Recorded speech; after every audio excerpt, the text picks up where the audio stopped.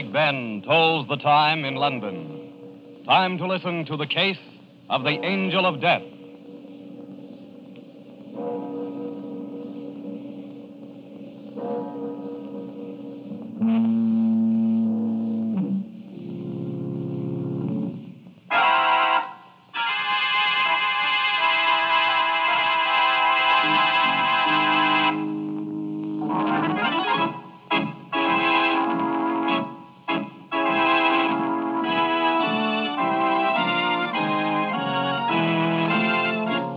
Every day, Monday through Friday at the same time, CBS presents the new and exciting case of the Angel of Death, featuring Raffles.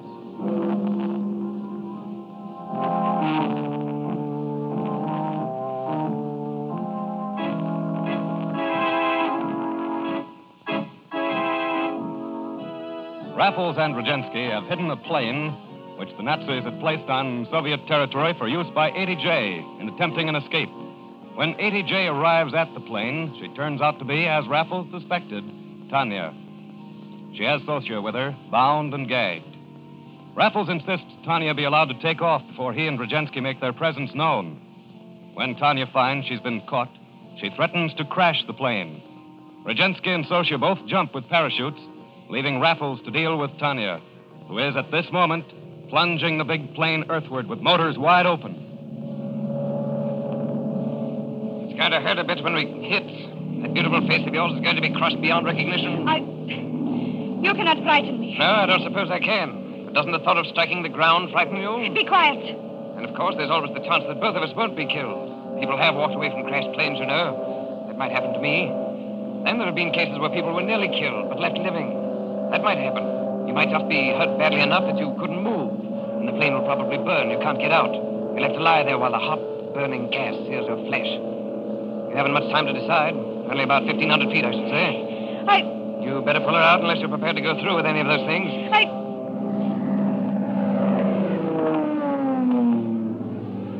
I didn't think you'd have the courage to actually go through with it. All right. You win. I could not do it. I thought I could, but I could not. Level off up here. What do you intend to do? I thought it would be best for our interest to get you as far away from the front as possible. That's why we let you take off. You are very foolish. I might have found the courage necessary to go through with crashing the ship. But you didn't. That's the important thing. And now I want to go to Division Headquarters of Soviet Intelligence. I expect the nearest flying field to be the best place to land. I think it would be very obliging and distinctly to your advantage if you were to fly me there.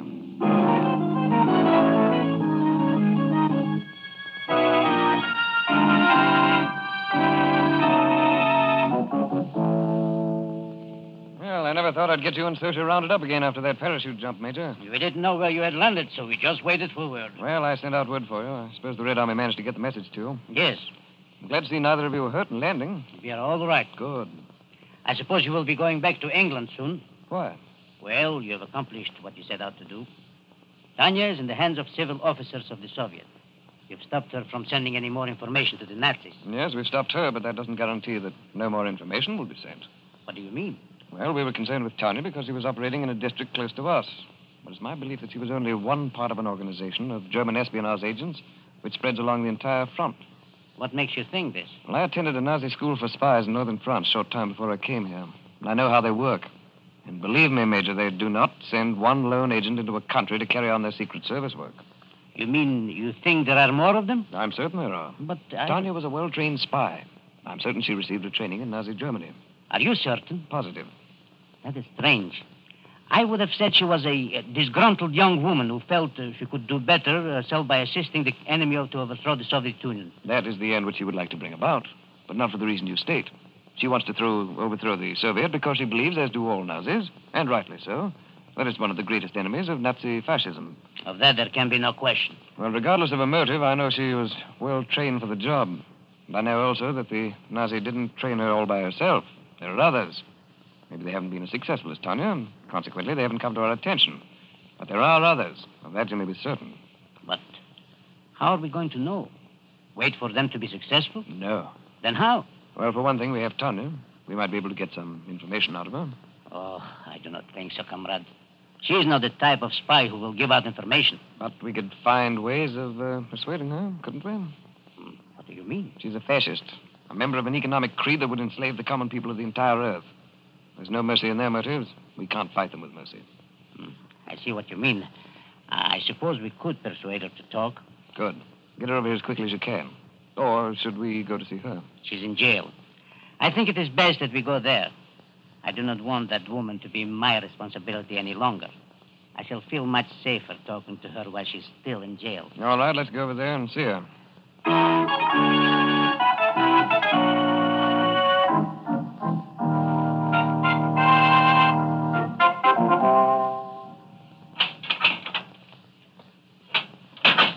Well, Tanya, we meet under circumstances more conducive to conversation than the last time. Mr. Raffles, I'm glad you have come. Glad? Yes, Major Radzinsky.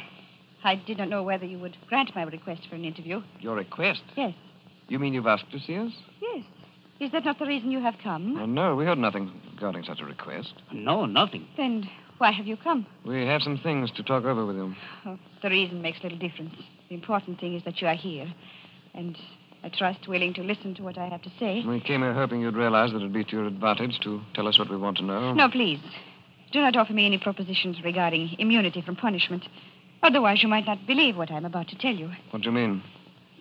I want you to realize that I decided to tell you what I'm about to solely in the light of making some amends for the horrible thing I have done, and in no way to save myself punishment. And what you're about to tell us has to do with information which will be of value to the Soviets? Yes. And you don't ask immunity for yourself in payment? No. Then why have you decided to tell us these things? Because, well, it is not easily explained. It is a lesson which I have learned. I have watched the development of this war with keen interest. Gradually, the things which I have seen have given me a new outlook. I don't quite understand. Well, I was a very young girl when Adolf Hitler came to power in Germany. We were a poor nation. Hunger and starvation was prevalent. Unemployment was everywhere, and then Hitler took over, and all that seemed to change overnight. From some place came jobs and food for everyone. We had been through a rebirth, and all the people were fired with enthusiasm. Yes, but for what? We were trained not to ask that question. We were taught only one philosophy, the philosophy of might, and an unseeing belief in the superiority of the German race. We believed it, and we were willing to die for it. It's a good thing your nation was prepared, because that's exactly what's going to happen to it. I know. You know? Yes. You mean you no longer believe in the fascist philosophy? No. Here I have seen something which proves to me that our way of life is wrong. You're rather late in finding that out, aren't you? You must understand that we had no way of learning it sooner. What do you mean? It is only because I have been outside Germany and seen other people's form of life that I am able to understand. You must realize that those people inside Germany have no way of making a choice. There's only one way of life. There's no way of knowing another. No example other than that of the Nazi Party. That makes sense. Go on. Well, recently, all these things have begun to add up. I have seen German soldiers blindly following orders to fight. They're good soldiers as long as the orders are clear. They follow well because they have thus been trained. But they do not fight because of a burning, overpowering zeal. They fight because they have been trained to follow orders. Here I have seen a different kind of fighting. What do you mean? The Red Army follows orders, too. Oh, yes, but with an enthusiasm which our soldiers do not possess. We are taught to fear the Soviet Union, but while we were busy being afraid of Soviet Russia, we let that same thing happen to our country. What was that? The government of a single will. You really believe this? Yes. How could you change so quickly? Soviet peoples taught me. I saw German soldiers fight and die because they were ordered to do so. While against them, I saw Soviet soldiers fight and die for a country they believed in. I do not think people would fight for a country which disregarded the people as we were taught the Soviet Union did. Oh, it's all very well, Tanya. Soviet people are fighting to preserve a form of government in which they believe.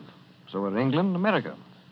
And while the forms of government are different, all the United Nations, Britain, America, Soviet Union, China, and all the rest are fighting for the right of the peoples of a country to have free determination of their government. Yes, I see that now. That is something in which we did not believe. Well, that's very nice, but what we came here for was information. I know. And I'm about to give you that information. At least all that which is in my possession. Fine. Do you have a paper and pencil, Major? Da. All right, you may start, Tanya. Yes. Well, to begin with, I was not working here in the Soviet Union alone. I was certain of that. My class included some 45 women. All trained to pose as nurses in Soviet field hospitals? Yes. Are you taking these things down, Major? Da. Though I find myself almost incapable of believing them. It won't hurt to find out if they're true. Go on, Tanya. We were trained in Berlin. Ours was considered a dangerous and glorious mission. Peoples were chosen whose loyalty to the party and to the Führer and to the new order could not be questioned. They seem to have made a mistake in your case. Yes, because I was working with the Nazi Party, because I truly believe that within the philosophy of fascism lay the answer to a new and better world order. The fact that I was interested in a better world was the place wherein my choice was a mistake. How's that? Because when I found out the Nazi way of life was not the right way, I began to search my mind for that creed which was right. And I found that the only creed of government which could be considered right was one which considered the wishes and the good of its people. Fascism does not do that. We're aware of that. So I was a bad choice for the party to send to Russia. Unfortunately, I'm afraid the same thing will not be true of the others. Well, the others should be pretty easily taken care of with your help. Not so easy, my friend. Why not? Because while I know what the mission of all these in my class consists of, I do not know who they are. But you said you were trained together. Yes, but in the school I attended, you see, we wore masks whenever we appeared in a room with other candidates. I see. And you know, all the time I was in training, I never saw the face or heard the name of any of the other candidates. And I suppose you know nothing of the destination of any of them either. Except that they were all trained for the same job, namely posing as nurses in Russian hospitals. But you don't know which hospital? No, How many did you say there were? 45. Major, do you realize what this means? It means there are 44 hospitals in Soviet Russia which contain Nazi spies on the staffs. Right. And they must be liquidated. Right again. Well, it's not going to be so easy. Why not? Because we'll have to tackle each hospital as a completely separate and individual job. And why is that? We must work them one at a time. Apprehend the spy at one hospital, and then move on to another without letting our motives or methods reach any of the others. That don't be so easy, comrade. No, it won't. But that's the way it must be. We must plan each case carefully. Get all our information together and crack down on the spy before she has a chance to suspect us and warn her co-workers. That will take some highly skillful maneuvering, comrade. Yes, but with care we can accomplish it. And in so doing, rid Soviet Russia of a menace second only to the Nazi army itself.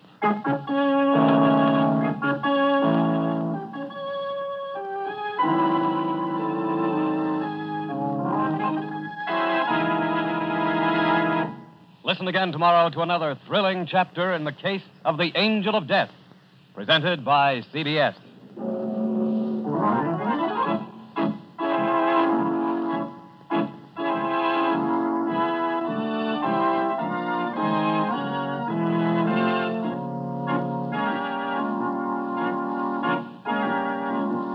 This adventure mystery is presented each day, Monday through Friday at the same time. Be sure to join us again tomorrow when London's Man of Mystery returns.